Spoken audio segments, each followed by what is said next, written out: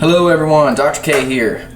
Since we had to make the very quick, very rapid transition to a remote environment, and we're going to lose a little bit of the interpersonal interaction, and it's going to hurt kind of our quiz and test review a little bit, I figured that I would do a little bit of review. You get one of my infamous poorly drawn artistic endeavors here to peruse at your leisure. Because I know a lot of you guys kind of like repetition, and so if that's you, you can kind of watch this and pause it and play and do whatever.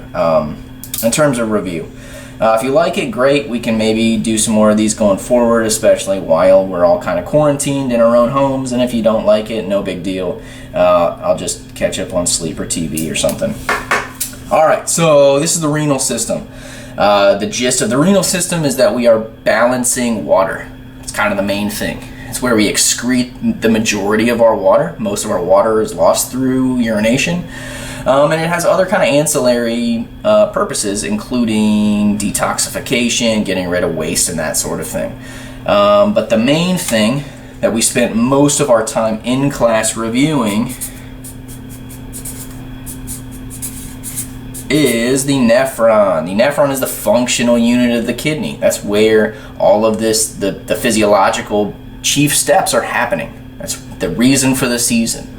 The nephrons are what are creating urine. They're what's filtering blood, adding some stuff to it, taking some stuff away, and ultimately we end up with urine. So the nephron is being fed through a blood system. So some things are coming in, and then really two different types of fluids are leaving. It's either going to be blood or it's going to be urine. So we have blood flow through a nephron, and then we have urine slash filtrate flow through a nephron. These are going to overlap, obviously, and we're going to talk about where they overlap. So blood flow through a kidney is going to begin through the renal artery. That's the big main artery that enters the kidney. But since we're going to skip a couple steps because we're talking about the nephron. So at the nephron level, the most important kind of arterial is the afferent arterial. Afferent because it's A for arriving at the next step, which is the glomerulus. The glomerulus is essentially a very specialized capillary bed, which has holes in it called fenestrae that we talked about, which makes it a little bit leakier than a regular capillary, but it functions more or less the same way. Here is kind of where we join the bloodstream and the filtrate slash urine stream. So the afferent arterial is going to enter the glomerulus, and then here is where we kind of divide. If the fluid stays in the bloodstream, meaning if blood is not filtered through the glomerulus, it stays in the bloodstream and it leaves. Now it's not the afferent arterial, it's not arriving at the glomerulus, it's the efferent arterial because it's E for exiting the glomerulus. Then very importantly we get into the peritubular capillaries. Peritubular capillaries are peritubular because they're going around the tubes, which is going to become important once we actually draw out the nephron itself. From the urine filtrate stage, we're going to start at the glomerulus because we're coming from blood. Anything that does not get squeezed through the glomerular filter stays in the cardiovascular system through the arteriolar system. If it is small enough to pass through the glomerulus, now we become filtrate. And we enter the tubule system, which begins at the Bowman's capsule, which is just really a collecting funnel to collect any initial filtrate that passes through the glomerulus. From the Bowman's capsule, now we're in the tubule system. We're currently at filtrate, but we're going to end up getting urine. We go from the Bowman's capsule into the proximal convoluted tubule. It's called proximal because it's the closest to the glomerulus. It's convoluted because it's very squiggly. Tubular because it's a tube. Mind-blowing, earth-shattering stuff here. From the PCT we go into the loop of Henle. And then from the loop of Henle, we get into the DCT. Didn't plan out my space here very well. And then we're out of really what's functionally the nephron, and now we're into the collecting duct. The collecting duct is a shared tube, so multiple different distal convoluted tubules are going to be emptying into the same collecting duct. So just a very quick review of the flow of the urine. From start to finish, urine is going to start at the glomerulus. From the glomerulus, we're going to into the proximal convoluted tubule. From the proximal convoluted tubule, we're going to go into the loop of Henle. From the loop of Henle, we're going to the distal convoluted tubule. From the distal convoluted tubule, we're leaving the functional part of the nephron. Now we're into the collecting duct. Then from the collecting duct, now we're entering the calyx system. So just really a series of larger and larger funnels. So we enter the minor calyx, and then the minor calyces come together to dump into a major calyx. Then from the major calyx, those are going to all dump together into the final stage of the kidney, the renal pelvis. From there, we are getting out of the kidney because now we're into the ureters. Singular ureter, really. One on each side, one for each kidney. So, now we are going to back up and we are going to talk about a little bit more in detail about all of these stages of the actual nephron. So now that we wrote those out, we described them, now we're going to add them to a little bit of a picture. So I'm going to switch to a slightly less fat, actually, we'll keep this, I'll just label it with the skinny one. So in the bloodstream, we have a large, relatively large artery coming in called the afferent arteriole. The afferent arteriole is strictly blood. That is going to join the glomerulus, which is again a kind of a capillary bed. It's going to filter some stuff. If stuff gets squeezed out, it's collected by the Bowman's capsule. If not, it stays in the tubule system in the efferent arteriole. Just going to draw another one here, but it's the same thing. Also an efferent arteriole.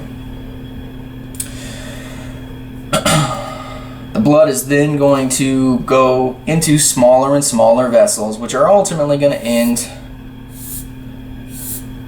in the peritubular capillaries.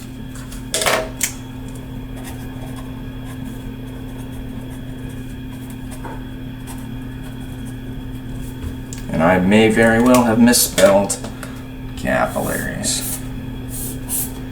And same thing on both sides.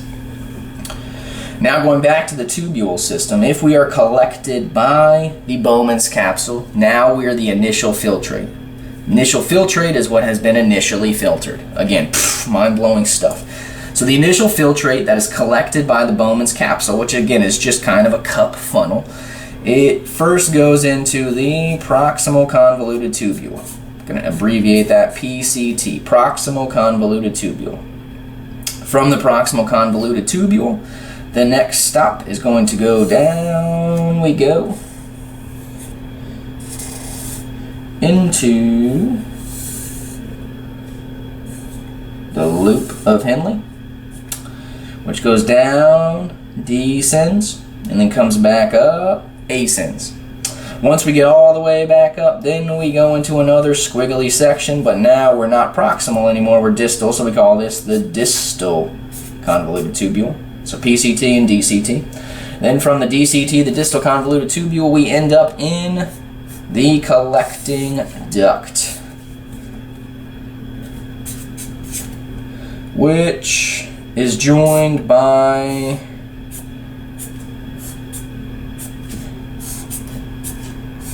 DCTs of other nephrons. So the collecting duct is really a shared tubule. So some important things are happening at each of these stages. So the initial filtrate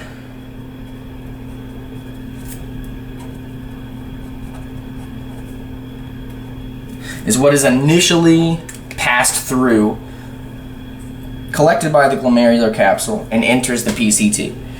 Now, as we discussed, there's a lot of stuff that is really small in the blood plasma that fits through the glomerular fenestrae, those little holes, very, very easily. A lot of that stuff, including things like glucose, are small enough to get through, so almost all the glucose, effectively 100% of glucose, makes it through into the initial filtrate, but we do not want to be urinating out sugar. That is bad. That's wasteful. We use that to burn the fires. So we want to do what's called reabsorption. We want to reabsorb a lot of stuff, and a lot of that stuff we take back almost immediately. To reabsorb means to take things from the tube and then put it back into the bloodstream, to reabsorb it back into the bloodstream. About 70% of all reabsorption happens in the PCT. Happens almost immediately. As soon as it gets filtered out, we take it back. That's because so many things make it through the glomerulus, but we don't want to be having that in our final end-stage urine. So we're already taking some things out. Then the filtrate is going to go down into the loop of Henle. The loop of Henle has two different portions, the descending limb and then the ascending limb.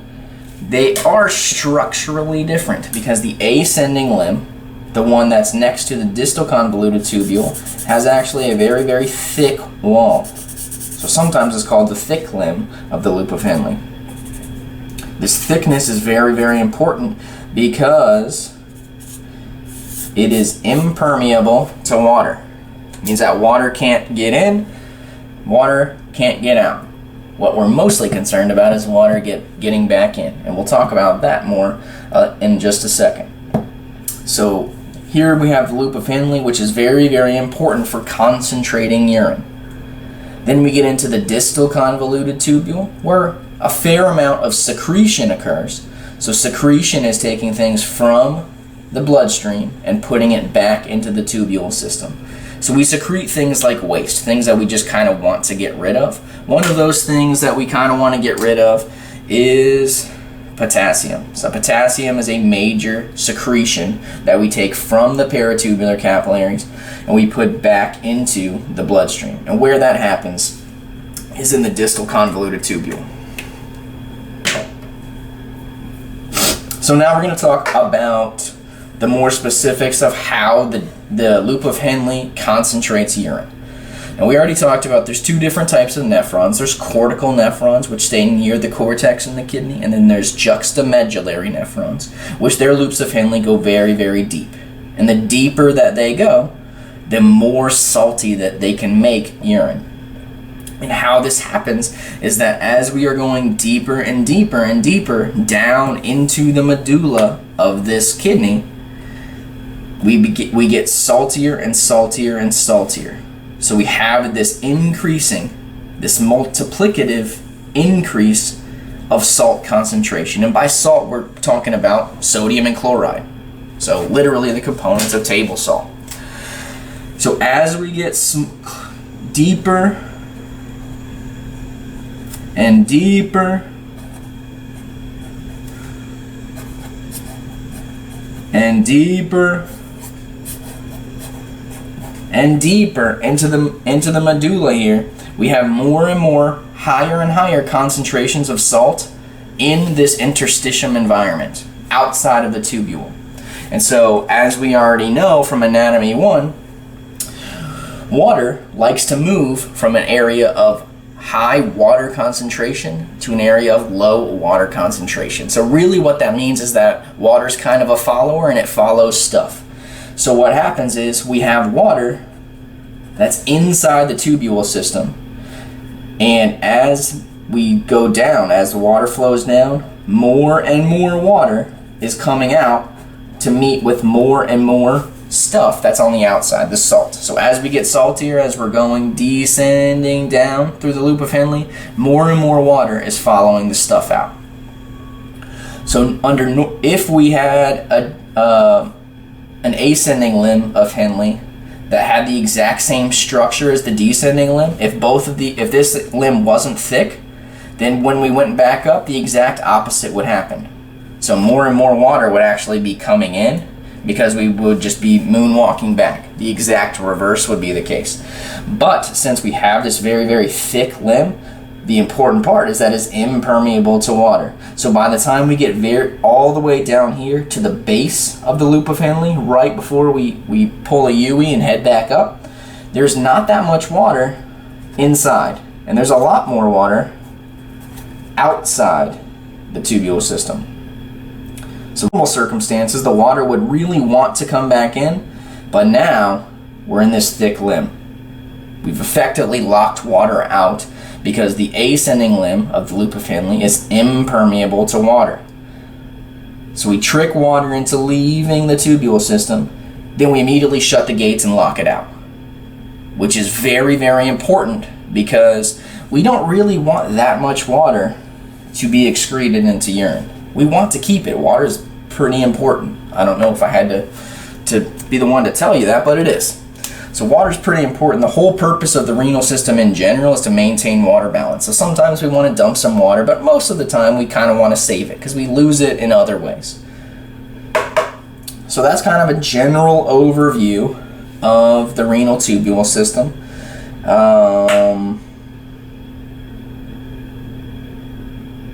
So yeah, there you go.